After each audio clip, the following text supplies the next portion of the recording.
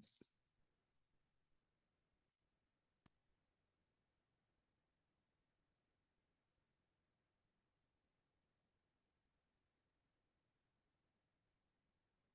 All right, everybody. Happy Friday. We made it. Thank you for joining into session 4 of our new Analyst series. Today, we're going to be talking about academic researchers, and hopefully we will get done quickly. We don't have a whole lot of slides, so I think we can get through this in about half an hour, 45 minutes. So one more time, in case you didn't know, this is a list of everybody in our office. The assignments are kind of fluctuating and changing, and we'll continue to do so in the next few weeks. But this is everybody that we have. Jaylee, Robin, and Sonia are the 3 analysts assigned to non-faculty. Sonia is our newest addition, and she'll be trained and up and running soon. Jaylee, as you may know, is out on leave. And we have a couple other people covering at the moment. Up at the top, we have a list of all of our deans. In case you didn't know, Dr. Yokomori is the one who reviews and signs off on academic researchers for ARUs and without salary. Dr. Helmy takes care of HS clinical faculty, instructors, and volunteer faculty. And then Dr. Abbott is here as our senior associate dean, and he steps in for Dr. Yokomori occasionally and also reviews kind of different types of things for our office. I'm going to skip going over everybody else, but everybody's listed here. If you need a list or a breakdown of who's assigned where, just let one of us know and we can help you with that. So today we're going to cover a few different things. First things first, we're going to review what exactly an ARU is. You might have heard your dean's analyst referring to academic researchers as ARUs or without salary. So we're going to talk about that. We'll go over title codes, resources, and then some information about without salary appointments and ARU or paid appointments. I'm going to go over like a sample timeline for an ARU on, in regards to having to track their appointments, reappointments, reviews, some file tips, and then we'll talk about renewals, special situations with junior specialists, and then briefly review layoffs and reduction in time. So first things first, the big question is, what is an ARU? We kind of talk about this group sort of with different terminology. So an ARU is an academic researcher that is part of the academic researchers unit. Unit means that they are paid and represented by a union. And the union is the, I can't remember right now, it's slipping my mind, but it's, they have a specific union that represents them. And they are paid titles within the specialist, project scientist, and researcher series. We also have without salary appointees to those title codes or title series. They are not part of the unit and they are not called ARUs. We also refer to them sometimes as out of unit or uncovered or not part of the union. So just remember that there's a distinction between specialists that are paid and part of the union. We call them an ARU. And for example, a specialist that is without salary, they're not part of the union and we don't call them ARUs. Okay, so there are rare instances where we have a paid specialist, project scientist, or researcher. They're paid, but they're not necessarily part of the union. That's very, very, very rare. If you think that you might have somebody like that, or you might need to put somebody in that category, please consult with your dean's analyst. This only occurs if that specialist, project scientist, or researcher is paid and they have supervisory responsibilities. Okay, here is a list of all of the title codes that we use for researchers. These are all in the middle of the title codes document that I have linked here. I've isolated these just so we can focus on them, and I can kind of point out some of the differences. So up here we have the researchers. These are all paid, and you'll notice at the top it says represented. So these are all the represented title codes for all of these series. And starting with project scientist and then moving to specialists, you can have either an exempt or non-exempt title code. And I'll talk about how to figure out whether somebody is exempt or non-exempt in a second, but just make a note that there are two different types of title codes for these two groups, exempt or non-exempt, and that depends on their percent time and how much they get paid on a weekly basis. AP does have a calculator that you can use, and I'll show you that on the next slide. Okay, these are all of the non-represented research titles. So you'll notice that we have assistant researcher non-rep, assistant researcher without salary, and it goes on like that throughout the list. We also add exempt and non-exempt titles here. Exempt and non-exempt always refers to paid. Non-rep also always refers to paid. These are those special category of appointees that are paid but are not part of the unit. So most of the time you will not be using these non-rep or exempt non-rep, non-exempt non-rep. You won't be using those title codes. In this column, you'll be using the without salary title codes more often than these other ones. So when somebody is not paid, you're going to refer to this column here: without salary, assistant researcher; without salary, associate researcher. This is important. Please make sure that you're using the correct title codes and that you know the difference between exempt and non-exempt if the researchers are paid. Any questions on this so far? Okay, and it's important to use the correct title codes because when those codes go into payroll, there's all kinds of things that derive from the title code. So please pay attention to that. Okay, here are some resources. I'm gonna try to click on these and hopefully that won't mess up my presentation too much, but this is a good slide to keep handy. AP has a whole page dedicated to ARUs, and that page is really easy to use and refer to. It includes their current contract. If you have a paid appointee, always refer to the current contract first. If you have questions about appointment terms, things about like the appointment term length, vacation or PTO questions, really anything that relates to the terms of the ARU's appointment can be found in the contract. AP also has a list of FAQs that are really helpful. All of the checklists are here. And the notice letter that you have to provide to your existing ARUs when they're undergoing review, that's all here.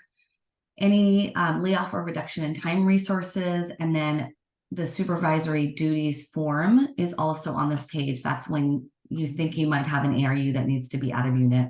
That's all here as well. So lots of good information. I recommend becoming familiar with this page if you're not already. The APM is linked here. It's also a good source of info, especially for titles that are not represented. If you're putting together a recruitment and you need to know the minimum requirements for recruit posting, like posting the ad, you can start with the APM as well. It's also listed in the contract. It's just sometimes you have to kind of wade through a few things. So this is a good, succinct source of information for recruitments and requirements for qualification into the different titles are all going to be found here. It's also in the contract though. Salary scales I've linked up here. That's also linked on the AP ARU page. And then the FLSA page, this is the page that you're going to use to determine if your ARU is exempt or non-exempt. So if you didn't already know, AP has this web page and hopefully it works. I'll link to it here.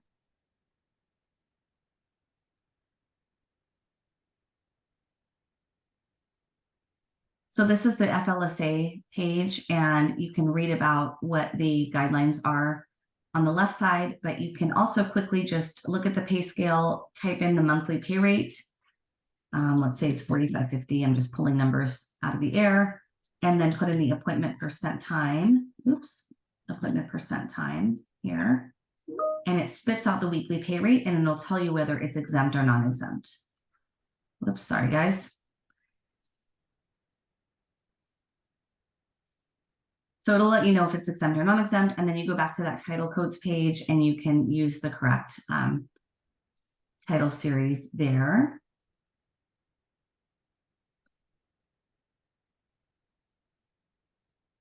So I do recommend keeping those links in your, whatever you call it, in your favorites so that you can refer to them. Here are some FYIs with regard to without salary appointments. Remember, these are non-ARU. Oops, I think I skipped a slide. Hold on one sec. No, I didn't. Okay. Some FYIs about without salary appointments that are non-ARU. For without salary appointments, please make sure that you use the AP 21. I'll go over what to use for paid ARUs in a second, but make sure that you're using the AP 21 form for these without salary appointments, renewals, or revisions. A reminder that these appointments do not require an open recruitment. If your academic researcher did apply to a recruitment, that's okay, but it's not required.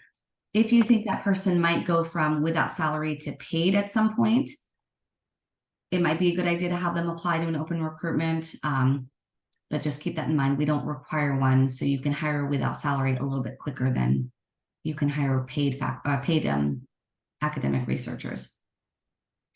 For this group, initial appointments may be less than 1 year. The normative time of renewal is 1 year, so we renew them 1 year at a time, and they are reviewed on their normative time for their rank and step. Without salary files are processed via Scholar Steps. Junior specialists that are without salary, and this is different than paid junior specialists. For junior specialists that are without salary, a review is not required until year 2. So keep that in mind. And then lastly, non-represented academic researchers, including those without salary titles, remain subject to the APM. So anything you need to know about without salary titles, please refer to the APM. And I'll go over what the differences are on the next slide with paid academic researchers.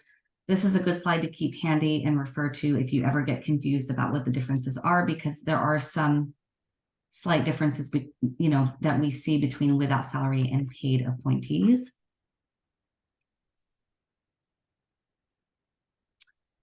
Okay, so for ARU appointments, as a reminder, anybody that's paid in those researcher series titles, they're covered by the RA contract, and we call them ARUs. We also refer to them as covered or in unit, unionized, part of the union. These are all things that you'll hear when we talk about ARUs.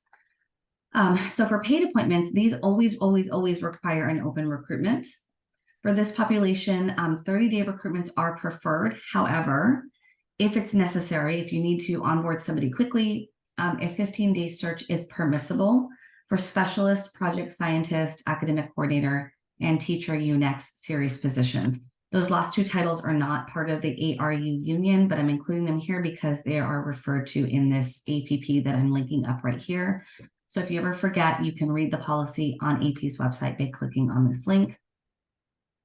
For this group, paid researchers, instead of using the AP 21, you're going to use a different form. It's called the RA1, and that's linked here.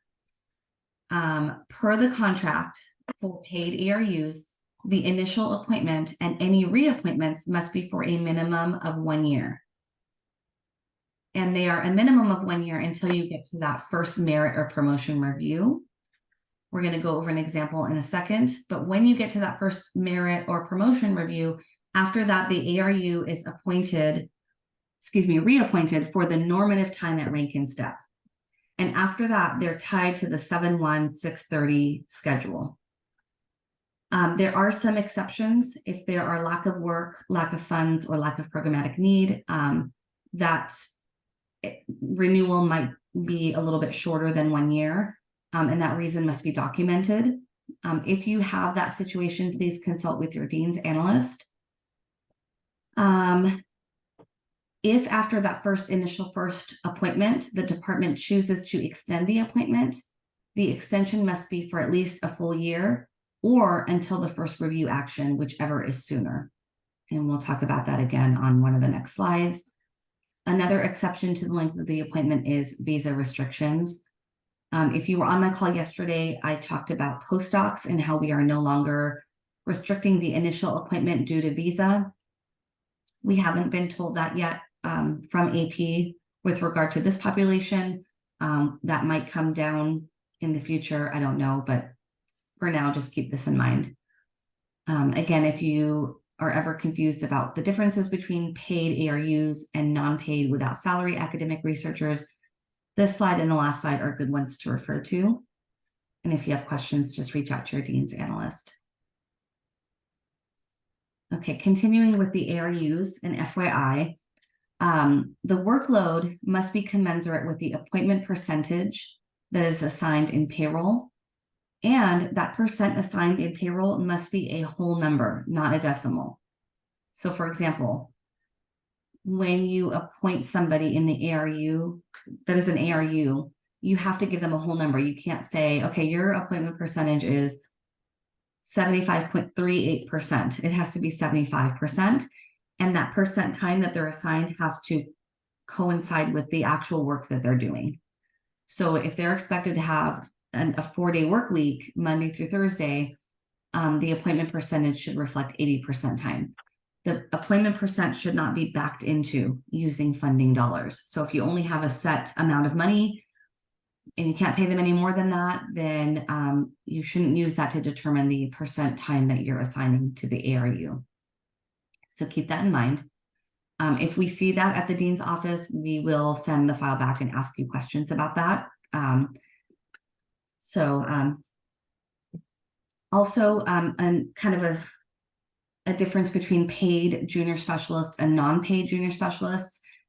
Paid junior specialists that are part of the ARU, they are required to have a step increase each year until they get to year 2. So they don't undergo a merit review in scholar steps, they undergo a step increase, and we use the RA1 form for that.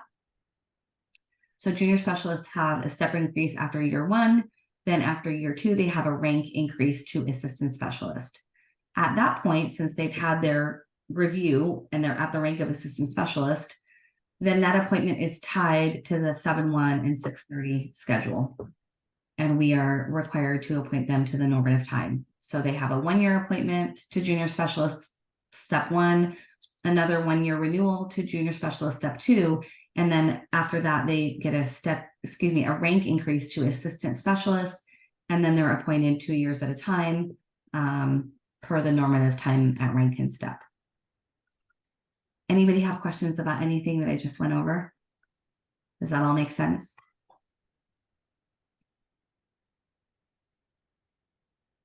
Okay, so now we're going to go over a sample timeline. So in this example, the department hires Jane Eyre as an assistant specialist, step 1 at 80%, starting on May 1st, and they give her a full 1-year appointment through April 30th of the following year. So with this appointment, the 1-year minimum initial appointment is met. We've gone through that full year, and now the department wants to keep Jane past 5/1/24. They must do a reappointment, and that reappointment has to be for 1 full year. So now they reappoint from 5/1/24 to 4/30/25. Looking at her appointment, the assistant specialist normal time at rank and step is 2 years, and that time frame starts with her appointment on 5/1/23. So using 5/1/23, we count 23/24, 24/25, and so she has a review that is due, and that review is effective on 7/1/25, 2 years after she started initially. If the department wants to keep Jane past 5/1/24, which was her initial reappointment, then they process a short extension using the RA1 form from 5/1/24 to 6/30/24. And so that bridges the gap between the end of that reappointment and the review timeframe. I think I have the dates wrong here. I think it should say 25. Yeah, 5/1/25 to 6/30/25. My apologies. Sorry about that. I was trying to revise this early this morning. So they bridge the gap between 5/1/25 here and 6/30/25. In the meantime, they're putting together their merit review, and that review, if it's successful, it'll be effective on 7/1/25. While they're doing that, just to throw a wrench into everything, Jane has a visa end date of 6/30/26. So the normative time would have been 7/1/25 to 6/30/27, but because her visa is limiting her appointment time frame, the merit letter that comes from the dean's office will only include a 1-year reappointment. If that visa is later extended, then the department should submit the extension through the normative timeframe to 6/30/27 using the RA1 form. Does that make sense to everybody? I'm sorry, I messed up the dates right here, but does everybody get that? It's 1 year at a time until you get to the first merit review, and then it's normative time at rank and step. Any questions? I heard the door earlier, but I didn't hear anybody. Did you have access to it? No, they're not. Okay, we're going to move on to the next slide. So here's a way that you can, so if this didn't make sense, then I know I got this one right, because I know I looked at this one. So here is a way that you can keep track of your appointments, reappointments, merit review timelines. This is just an example. You can do this any way that you want, any way that makes sense to you. So if you want to follow my guidelines here, you can. If you have a method that works better for you or your department, you can do that as well. This is just a sample. And so you'll note that I noted on my log that, you know, this is a proposed appointment. I've noted when the visa expires and made a note that the visa needs to be extended.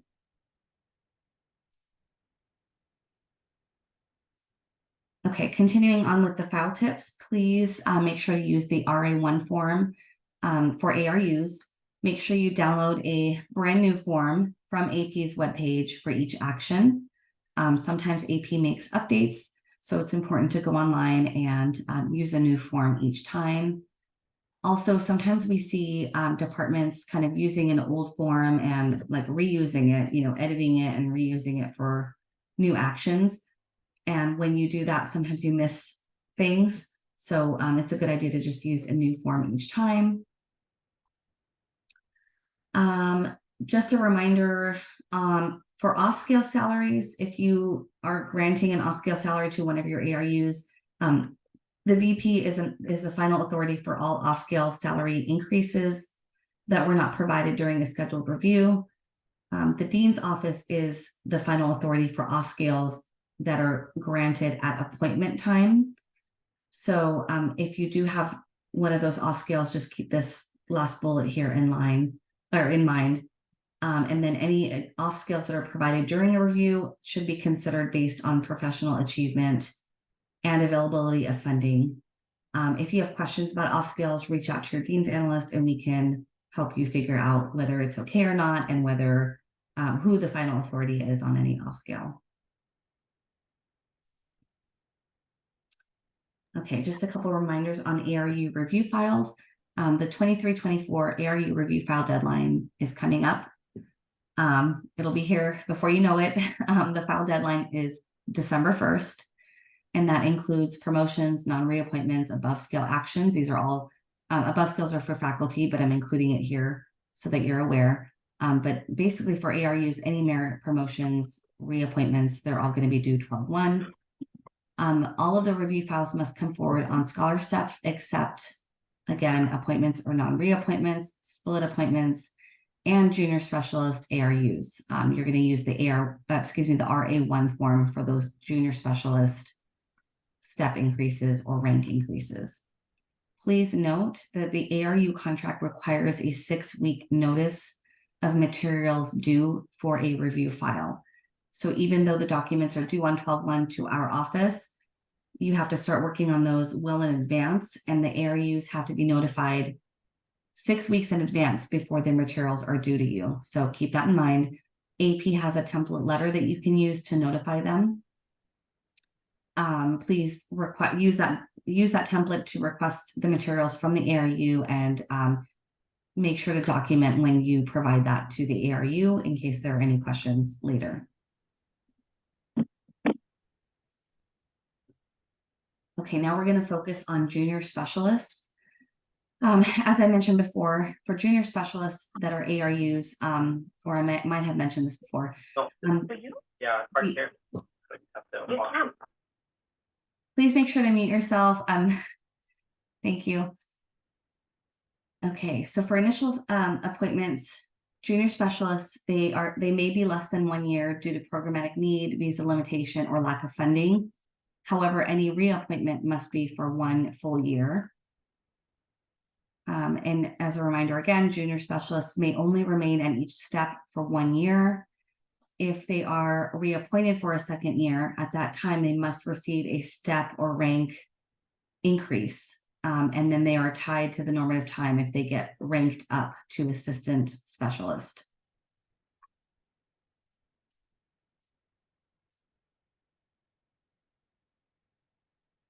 Saying the same thing again, just in a different way. As a reminder, paid junior specialists, ARUs, do not undergo merit reviews. They're granted a step increase or a rank increase using that RA1 form.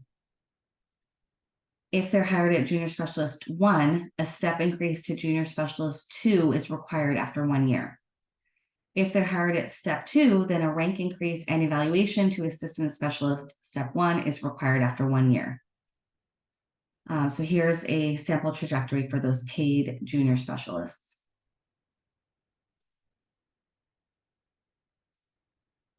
Sample scenario number 1, if Jane Doe is a junior specialist step 1 who is appointed from 7/1/22 to 6/30/23, the question is they get their step increase on the RA1 form effective on 7/1/23.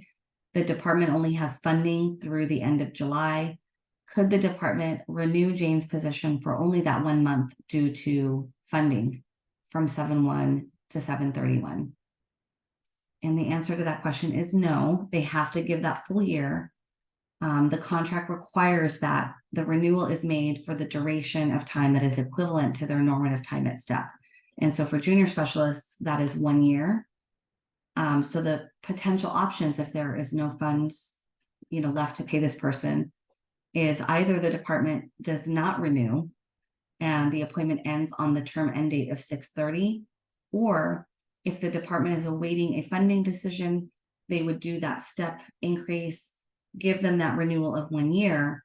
And if the funds materialize, great, we move forward. If the funding does not come through, then layoff procedures must be initiated. We have to grant I think it's 45-day notice period, and then you would continue through with the layoff process for that individual. We can't give them just a 1 month renewal just because. We have to actually either wait for the funding to come through, or we have to proceed with layoff procedures. So give them the renewal and then lay them off. Hope that makes sense. Does anybody have questions so far?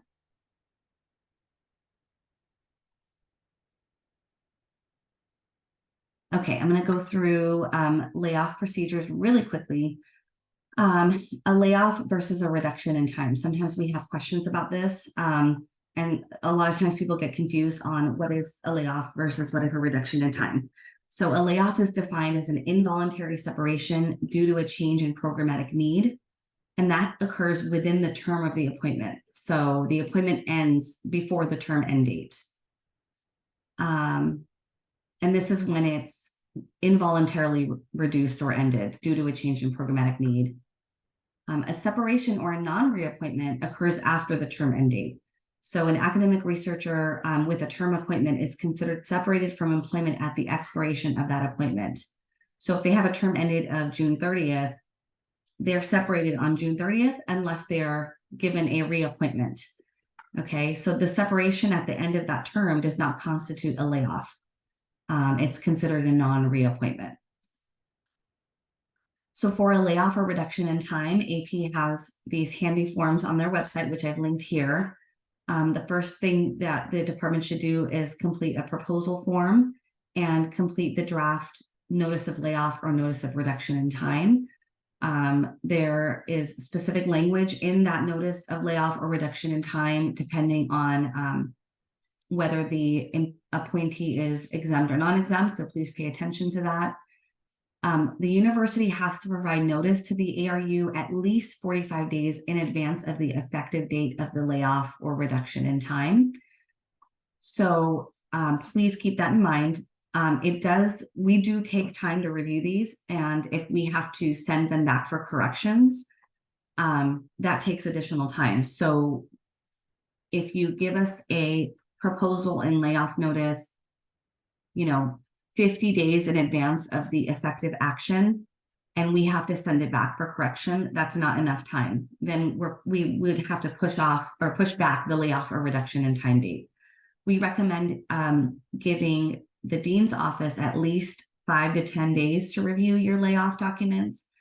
And then after that, we have to get AP's approval, and they take, lately they've been doing it a lot quicker, but they take about 5 to 10 days to review as well.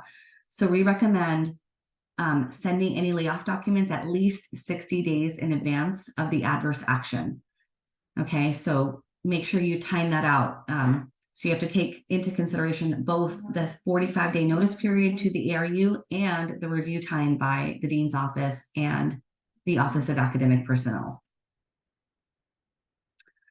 Here are some helpful hints on the proposal form. So remember, we need a proposal form and the draft notice. There may be other documents required with those 2 other documents that I just mentioned, so keep that in mind.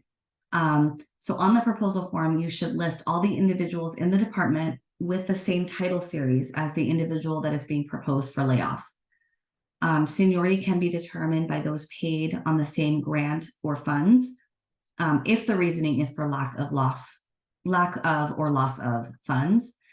If the reason for the layoff is a lack of funds, you must include supporting documentation. So budget summaries, some kind of financial spreadsheet or breakdown must come forward with that proposal form and the draft notice.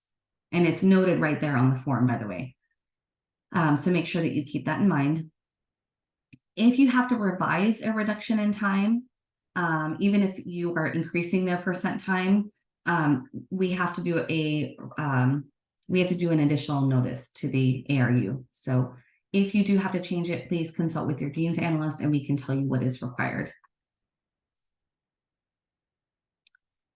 Here are some other notes about what is required for non-renewal and partial renewal. We have an adverse action vetting form. I don't think that is yet posted on our site. I think that's coming up.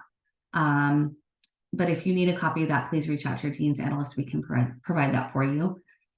So for non-renewal or partial renewal, we need that adverse action vetting form. And remember, this is not a layoff. It's if they're renewed after the end of their term appointment,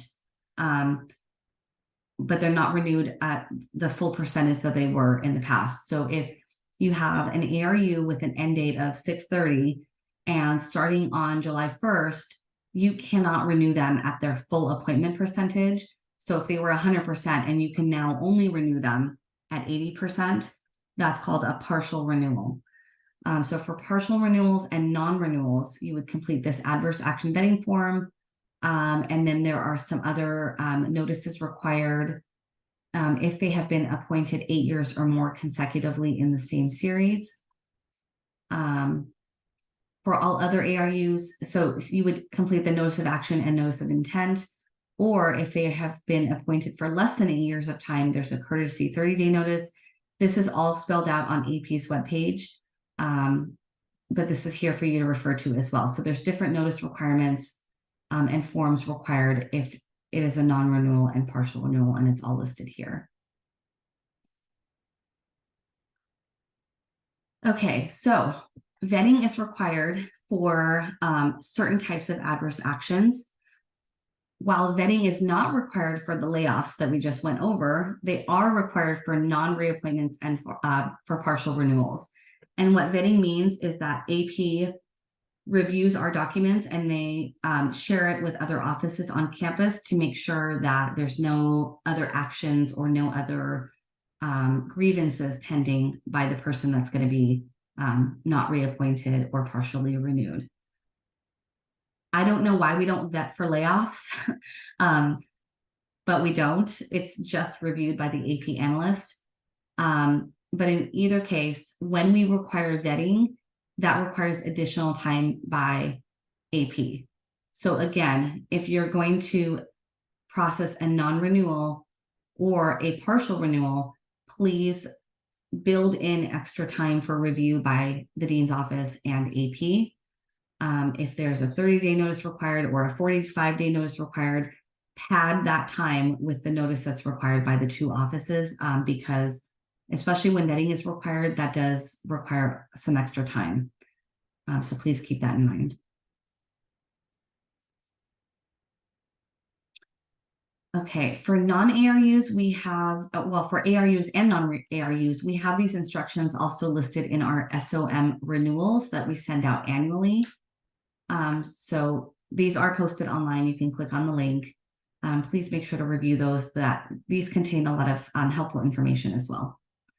When you're putting the documents together, please make sure that you are verifying what is on the form with what is currently in payroll before submitting the documents to our office. This will help us tremendously in terms of not having to send things back.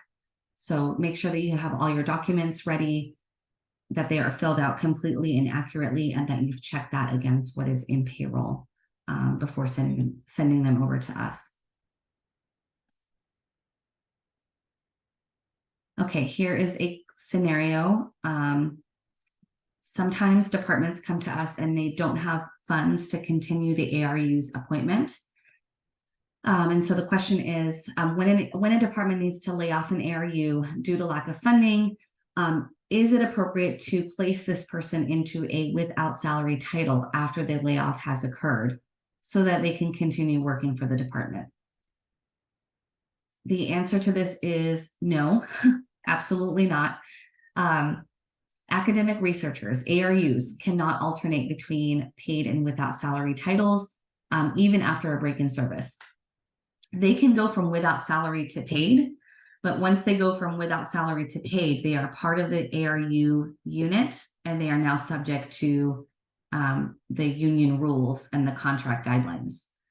If there's a lack of funding, the layoff process is required, and they cannot come back in the without salary title.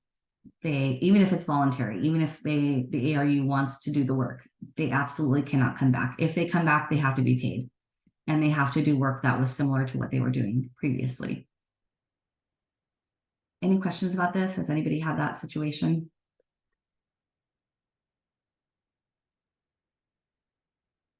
Okay, we used to be able to do that in the past, but no longer. Okay, I'm going to go over a few special situations. These are very rare, but just for your FYI, sometimes a represented ARU needs to be moved out of the bargaining unit. Sometimes there are questions about that at the department level. If you have those questions, please reach out to your dean's analyst and let us know so that we can determine if that's appropriate. If that is the case, and when this happens, by the way, it's only when like an ARU takes on supervisory duties. That's the only situation why they might move out of the bargaining unit. If that does happen, there are a few steps that we need to follow that AP actually has on their webpage. There's a supervisory duties form and checklist. Once that is submitted, we will review that with you, and AP is responsible for notifying the union, and they give them like a 30-day notice. So please let us know early if this is the case in your unit. It's very, very uncommon though. So hopefully you don't have this in your department and are not aware of it. So if somebody asks about that, just please let your dean's analyst know. Okay, even though we just went over layoff and reduction in time, non-renewal, out of unit, I'm gonna emphasize this again. Please consult with your dean's office if you have any of these situations occurring in your department.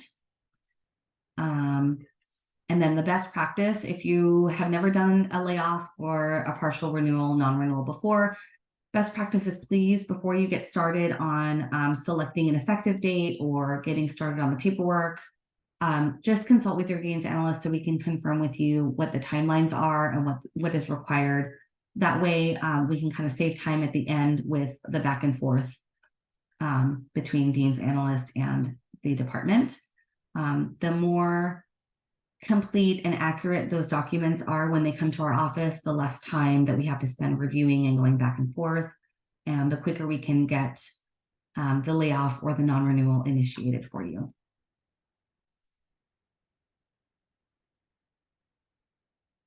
Okay, I just wanted to share our webpage. We have a link to all of the non-faculty academics. They're all located on this page here. So make sure to visit our page and review that. I've also linked the UAW contract here. The UAW is the unit or the union that covers ARUs. This is Academic Personnel's webpage. This takes you to their main page. And if you look at the top right-hand corner, that's where they have all of the represented appointee links. So if you look at the top right, you'll see it'll say ARU, postdocs. I think graduate students are all up there too. Any questions about anything that I just covered? Hope it makes sense.